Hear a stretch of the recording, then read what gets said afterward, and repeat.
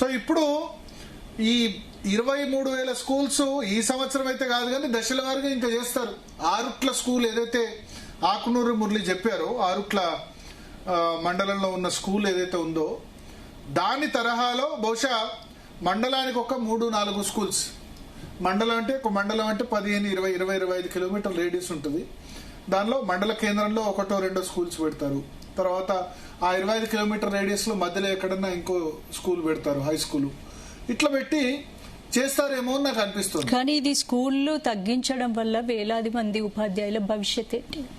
ఉపాధ్యాయుల భవిష్యత్తు కంటే మనం స్టూడెంట్స్ భవిష్యత్తు ఆలోచించాలి.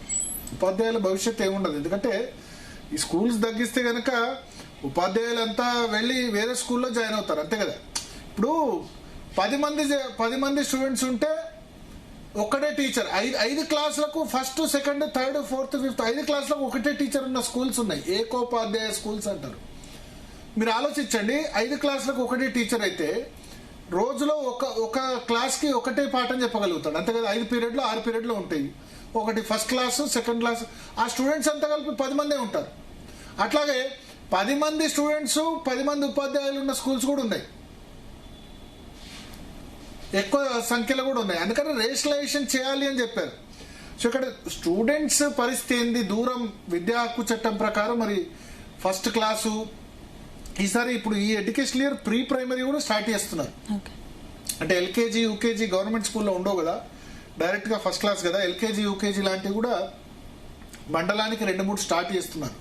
దానిలో ఆల్రెడీ టీచర్లు, ఆయాలకు సంబంధించిన వాటిని పోస్టులకి ఆల్రెడీ నోటిఫికేషన్ పడ్డది, పిలుస్తున్నారు.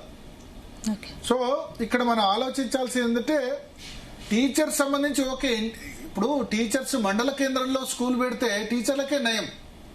మండలానికి 3 పెడితే ఇంటీరియర్ ప్లేసెస్ ఎక్కడికైతే ట్రావెల్ చేయ, ఇప్పుడు ఆదిలాబాద్ లో ఉంది, వర్షం పడితే కనుక కొన్ని స్కూల్స్ కి వెళ్ళరాదు. మీ ఖానాపూర్ లో ఉంది, ఖానాపూర్ లో కొన్ని ప్లేసెస్ కి వెళ్ళడం కష్టం కదా, ఇబ్బంది కదా. ఆసిఫాబాద్ జిల్లా ఉంది, కష్టం. ములుగు జిల్లాలో ఉంది, వర్షం పడితే వాగు దాటి వెళ్ళే స్కూల్స్. టీచర్లకు ఏమి ఇబ్బంది ఉండదు. ఇక్కడ చాలా మంది ఏదో అనుకుంటారు, ఇంటీరియర్ ప్లేసెస్ పై పట్టణ ప్రాంతాల్లో స్కూల్స్ ఎక్కువ అవసరం అవుతాయి. టీచర్లకు కావాల్సింది పట్టణ ప్రాంతాల్లోనే ఎక్కువ మందికి పోస్టింగ్. సఫర్ అయ్యేది స్టూడెంట్స్ 25 కిలోమీటర్ రేడియస్ లో. అదే పూర్తిగా దీన్ని కొట్టిపడేయలేం, దీనిలో మంచే లేదు మొత్తం చెడే ఉంది అని కూడా మనం చెప్పలేం.